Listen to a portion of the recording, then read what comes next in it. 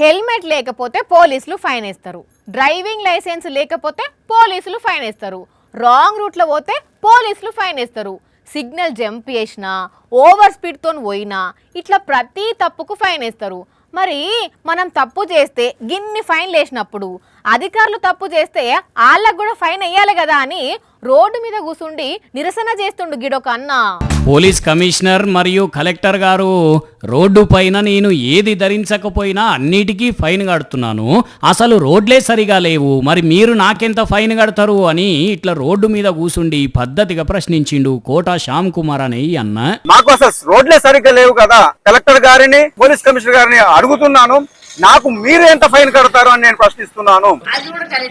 ఇట్లా ప్రశ్నించుడే కాదు, ఆ కలెక్టర్ పోలీస్ కమిషనర్ ఎంత ఫైన్ కట్టాలనో కూడా చెప్పిండు. నాకు పోలీస్ కమిషనర్ గారు 10,000 రూపాయలు, అదే విధంగా కలెక్టర్ గారు చెరో 10,000 రూపాయలు నా ఫోన్ నెంబర్ కి పంపించగలరని నేను తెలియజేస్తున్నాను. ఇన్న రానుల కలెక్టర్ 10,000, కమిషనర్ 10,000, ఇద్దరు ఈయన ఫోన్ కు 20,000 కొట్టాలని డిమాండ్ చేస్తున్నాడు. మరి ఇక బండి కొన్నప్పుడే రోడ్డు ట్యాక్స్ కూడా కట్టనే బట్టి, అట్లాంటప్పుడు ట్యాక్స్ కట్టినాక రోడ్లు మంచిగా ఉండాలి కదా. Rule is rule, rule for all కదా. తప్పు చేస్తే జనాలకు ఎట్లా ఫైన్లు వేస్తున్నారో రోడ్లు లేకపోతే ఆఫీసర్లకు కూడా ఫైన్ వేయాలి కదా. మరి ఈ అన్నేవలో మంచిగానే అడిగిండు అని అంటున్నారు చాలా మంది. కరీంనగర్ రేకుర్తి చౌరస్తాలో ముచ్చటిది. నేషనల్ హైవే అయినా కూడా ఎవ్వరు పట్టించుకుంటలేరు అని అంటున్నాడు. మరి కరీంనగర్ లో బీఆర్ఎస్ నుంచి మాజీ మంత్రి, ఇప్పుడు ఎమ్మెల్యే అయిన గంగుల కమలాకర్ సార్ ఉన్నాడు, కాంగ్రెస్ నుండి మంత్రి పొన్నం సార్ ఉన్నాడు, బీజేపీ నుండి కేంద్ర మంత్రి బండి సార్ ఉన్నాడు.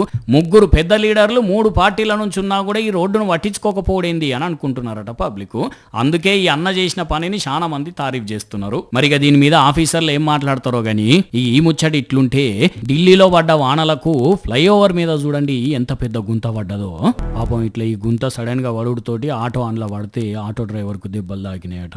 వెంటనే దవాఖానకు వేసుకపోయినరు. NH 44 లో జరిగింది ఇది. అసలు ఈ రోడ్లు ఏందో, వీటి మెయింటెనెన్స్ ఏందో పోండి.